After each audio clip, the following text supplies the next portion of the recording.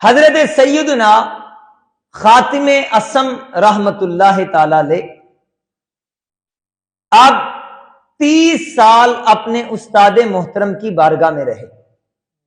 آپ کے استاد محترم نے جو کہ حضرت سیدنا شقیق بلخی رحمت اللہ تعالی علیہ ایک دن فرمانے لگے، اے خاتم 30 سال میری بارگاہ میں رہے ہو، کیا سیکھا ہے؟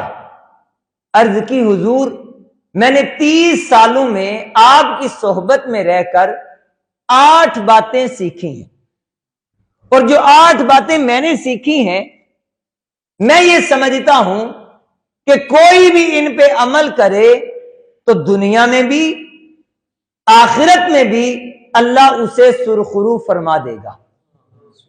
آپ نے فرمایا، اے خاتم وہ 8 باتیں کون سی ہیں؟ آپ نے عرض کی حضور سب سے پہلی بات، میں نے دیکھا لوگ کسی نہ کسی سے محبت کرتے ہیں، ان کا جو محبوب ہے وہ یا تو ان کے مرنے تک یا پھر قبر میں اتارنے تک ان کے ساتھ رہتا ہے، اس کے بعد لوٹ آتا ہے۔ میں نے غور و فکر کیا، میں نے یہ سوچا کہ محبوب تو وہ ہونا چاہیے جو قبر میں بھی ساتھ دے، جو حشر میں بھی ساتھ دے۔ پس میں نے غور و فکر سے جس سے محبت کرنا چاہی اور جس کو محبت کے لائق سمجھا، مجھے ایک ہی چیز ملی اور وہ نیک اعمال ہے۔ میں نے نیک اعمال سے محبت کی، اس لیے کہ وہ قبر میں میرے لیے چراغ ہوں گے اور حشر میں میری بخشش کا ذریعہ بنیں گے۔ حضور دوسری بات میں نے جو دیکھی، میں نے دیکھا کہ لوگ اپنے نفس کی پیروی کرتے ہیں، اپنی نفسانی خواہشات کے پیچھے بڑی تیزی سے جاتے ہیں۔ جب میں نے اللہ کا قرآن پڑھا تو اللہ فرماتا ہے وَأَمَّا مَنْ خَافَ مَقَامَ رَبِّهِ وَنَهَى النَّفْسَ عَنِ الْهَوَىٰ فَإِنَّ الْجَنَّةَ هِيَ الْمَأْوَىٰ۔ اللہ فرماتا ہے جو رب کے حضور کھڑا ہونے سے ڈرا، جس نے اپنے نفس کی مخالفت کی، جس نے نفس کی پیروی نہ کی، جس نے نفسانی خواہشات کو روک کے رکھا، فرمایا اللہ نے انعام کے طور پر اس بندے کے لیے جنت تیار کر رکھی ہے۔ پھر میں نے اپنے نفس کی مخالفت شروع کی، یہاں تک کہ اس کو عبادت کی طرف لایا، اور پھر وہ وقت آیا کہ میرے نفس نے اللہ کی عبادت کے لیے اپنا سر تسلیم خم کر دیا۔ حضور تیسری بات میں نے جو دیکھی، میں نے دیکھا لوگ مال اور دولت جمع کرتے ہیں، کوئی بینک میں کرتا ہے، کوئی گھروں میں کرتا ہے، آج بھی ہمارے معاشرے میں یہی معاملہ ہے، لوگ دولت جمع کرتے ہیں۔ حضرت خاتم اسم فرماتے ہیں حضور میں نے دیکھا، استاد محترم میں نے دیکھا کہ اللہ فرماتا ہے ما عندکم ینفد وما عند اللہ باق، جو تمہارے پاس ہے وہ ختم ہو جائے گا، جو ہمارے پاس جمع کرواؤ گے وہ ہمیشہ کے لیے رکھا جائے گا۔ پھر میں نے یہ سوچا کہ کامیابی اس میں ہے کہ ادھر جمع کروایا جائے۔ پھر میں نے اپنی ساری دولت، سارا مال مساکین میں، غرباء میں، فقراء میں سارا تقسیم کر دیا، اس لیے کہ دنیا میں بھی مجھے اللہ اس کا اجر دے گا اور کل قیامت کے دن بھی اللہ مجھے اس کا انعام عطا فرمائے گا۔ حضور چوتھی چیز جو میں نے دیکھی، لوگوں نے عزت کا معیار اپنے اپنے مزاج کے مطابق رکھا ہے۔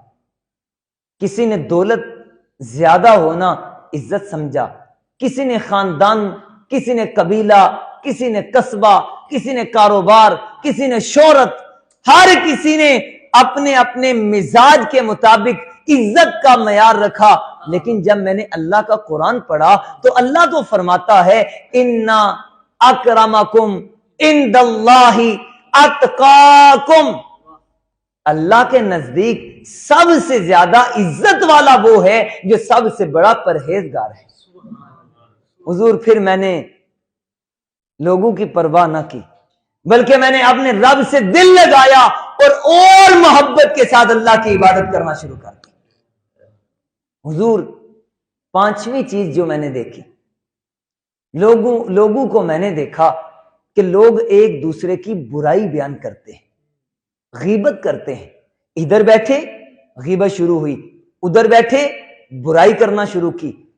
چہرے کے سامنے ہو تو مزاج اور ہے، کمر کے پیچھے ہو تو مزاج اور ہے، کمر کے پیچھے برائیاں ہوتی ہیں. حضرت میں نے دیکھا کہ اس کی وجہ کیا ہے؟ مجھے ایک ہی سبب نظر آیا. جتنی برائیاں ہوتی ہیں، جتنی غیبت ہوتی ہے، اس کا سبب مجھے ایک ہی دکھائی دیا، اور وہ سبب حسد ہے. میں نے دیکھا لوگ حسد کی وجہ سے ساری برائی کرتے ہیں. یہی معاملہ ہوتا ہے کہ اس کی عزت زیادہ میری کم، اس کا علم زیادہ میرا کم، اس کی شہرت زیادہ میری کم، اس کی دولت زیادہ میرے پاس کم. حضور میں نے دیکھا فقط حسد کی وجہ سے ساری برائیاں جنم لیتی ہیں. پھر میں نے اللہ کا قرآن پڑھا تو مجھے نظر آیا اللہ فرماتا ہے نحنو قسمنا بینہم معیشتہم فی الحیات الدنیا.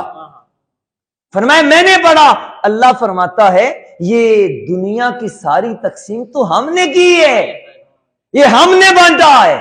ہر کسی کی زیست کے مطابق ہم نے اس میں دنیا کو تقسیم کر دیا.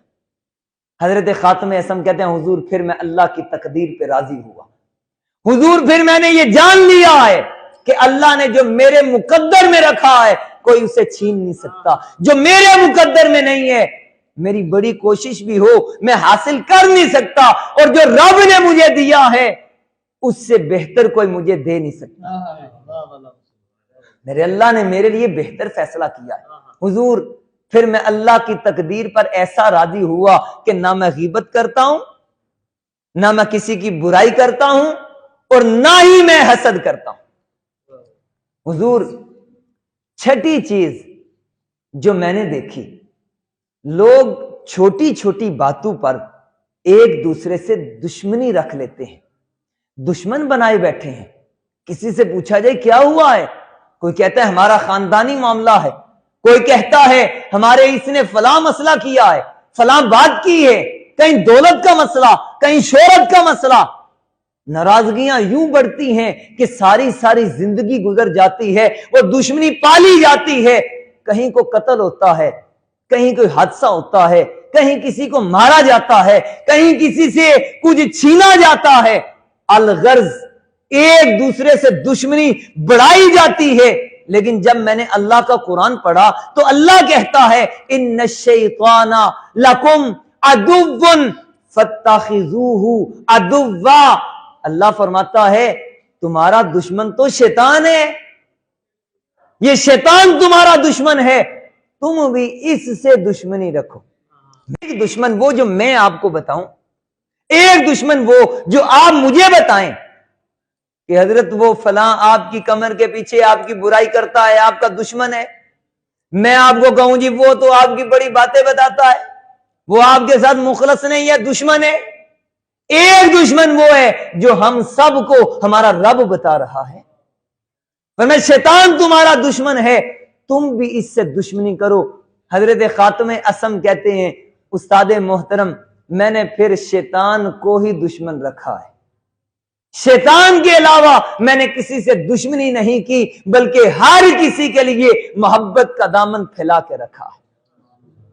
ساتویں چیز جو میں نے دیکھی ہے، میں نے دیکھا لوگ اپنے رزق کے لیے فکر مند ہوتے ہیں، کوشش کرتے ہیں، محنت کرتے ہیں، اس رستے پہ چلتے ہیں، دن رات ایک کر دیتے ہیں، خون پسینے کی کمائی لے کے آتے ہیں. ان کو اتنی فکر ہوتی ہے، وہ رزق حلال کے لیے چلتے تو ہیں، لیکن چلتے چلتے ایک وقت آتا ہے وہ اتنے اس میں مگن ہوتے ہیں کہ حلال اور حرام کا فرق چھوڑ دیتے ہیں. پھر ان کا ایک ہی مقصد ہوتا ہے دولت آنی چاہیے، کہاں سے آئے کوئی پرواہ نہیں، وہ سود ہو کوئی پرواہ نہیں. ہم ان سے کہیں تو کہتے ہیں قاری صاحب آپ کیا جانیں یہ کاروبار چلانے کتنے آسان ہیں، یہ کاروبار چلانا کیسا کام ہے؟ آپ کو کیسے سمجھائیں کہ یہ سود کے بغیر تو آج کاروبار چلتا نہیں، یہ سود کے بنا نظام رک جاتا ہے۔ میں نے کہا حضرت خاتم اسم کہتے ہیں اے استاد محترم، میں نے قرآن پڑھا تو اللہ کہتا ہے وما من دابۃ فی الارض الا علی اللہ رزقها، اللہ فرماتا ہے زمین پہ چلنے والا کوئی ایسا نہیں جس کا رزق اللہ کے ذمہ کرم پر نہ ہو۔ میں کہتا ہوں یہ تو چلنے پھرنے والے ہیں، کبھی ان کو دیکھو جو معذور ہیں، کبھی ان کو دیکھو جن کو دکھائی نہیں دیتا، جو چل نہیں سکتے، اللہ ان کو بھی رزق دیتا ہے۔ میں نے کہا اللہ کی شان یہ ہے وہ ماں کے پیٹ کے اندر بچے کو بھی رزق دیتا ہے، پھر یوں سمجھ لیجئے اس کا تعلق تو ماں سے ہوا، ماں کھا رہی ہے، بچے کو مل رہا ہے۔ میرے رب کی شان کا حال یہ ہے کہ وہ کیڑا جو پتھر کے اندر ہے، جہاں سے ظاہری طور پر ہوا کا جانا بھی ممکن نہیں، میرا رب اس پتھر کے اندر بھی کیڑے کو رزق پہنچا رہا ہے۔ حضرت خاتم اسم کہتے ہیں حضور جب میں نے یہ قرآن کی آیت پڑھی تو پھر میں نے اللہ پر اپنے توکل کو اور مضبوط کر دیا ہے۔ وہ رب ہے جو رزق دیتا ہے، اس کے علاوہ کوئی اور دے نہیں سکتا۔ آٹھویں اور آخری چیز، حضور میں نے دیکھا لوگ بھروسہ کرتے ہیں کوئی دولت پر، کوئی خاندان کے افراد پر، کوئی بڑے کاروبار پر، تو کوئی اپنے بڑے بڑے تعلق پر، کوئی سیاسی جماعت سے تعلق رکھنے پر، تو کوئی کسی اور معاملے سے، اور کوئی اپنے جیسے انسانوں پر بھروسہ کیے بیٹھا ہے۔ ہر کوئی بھروسہ کرتا ہے۔ حضرت خاتم اسم کہتے ہیں استاد محترم میں نے جب قرآن پڑھا تو اللہ فرماتا ہے وَمَن يَتَوَكَّلْ عَلَى اللَّهِ فَهُوَ حَسْبُهُ إِنَّ اللَّهَ بَالِغُ أَمْرِهِ قَدْ جَعَلَ اللَّهُ لِكُلِّ شَيْءٍ قَدْرًا۔ فرمایا کوئی ہم پہ بھروسہ کرے تو صحیح، کوئی اللہ پہ بھروسہ کرے تو صحیح، پھر دیکھ اللہ اس کی کیسے مدد کرتا ہے۔ آپ کہتے ہیں حضور جب سے میں نے یہ پڑھا ہے میں نے سارے زمانے کا بھروسہ پیچھے رکھا، مجھے کوئی آزمائش آئے، کوئی پریشانی آئے، میں اپنی آزمائش اور پریشانی لے کر رب ذوالجلال کے حضور حاضر ہو جاتا ہوں۔ میں جانتا ہوں میرا رب ہی میری مشکلوں کو ٹالنے والا ہے۔ جب اتنی بات کہی اور ساتھ کہا حضور یہ وہ 8 باتیں ہیں جو میں نے 30 سال کے عرصے میں آپ سے سیکھی ہیں، آپ کی صحبت میں رہ کے سیکھی ہیں، اور میں آج بھی کہتا ہوں اگر کوئی ان پہ عمل کرے تو اللہ رب العزت اسے دنیا میں بھی آخرت میں بھی سرخرو کرے گا۔ حضرت شقیق بلخی رحمت اللہ تعالی علیہ آپ فرمانے لگے اے خاتم یہ تو تیری رائے ہے، یہ تو کہتا ہے کہ جو ان پہ عمل کرے دنیا و آخرت میں کامیاب ہوگا، سن میری رائے کیا ہے۔ میں نے تورات کا مطالعہ کیا، میں نے زبور کا مطالعہ کیا، میں نے انجیل کا مطالعہ کیا، میں نے قرآن کو حفظ کیا، سارا مطالعہ کیا۔ اے خاتم اسم میں یہ کہتا ہوں جو بندہ ان 8 باتوں پہ عمل کرے گا سمجھ لے اس نے تورات پہ بھی عمل کیا، زبور پہ بھی عمل کیا، انجیل پہ بھی عمل کیا، اس نے قرآن پہ بھی عمل کر لیا۔ یہ وہ 8 باتیں ہم اللہ سے دعا کرتے ہیں اے اللہ ہمیں بھی ان 8 باتوں پر عمل کرنے کی توفیق عطا فرما۔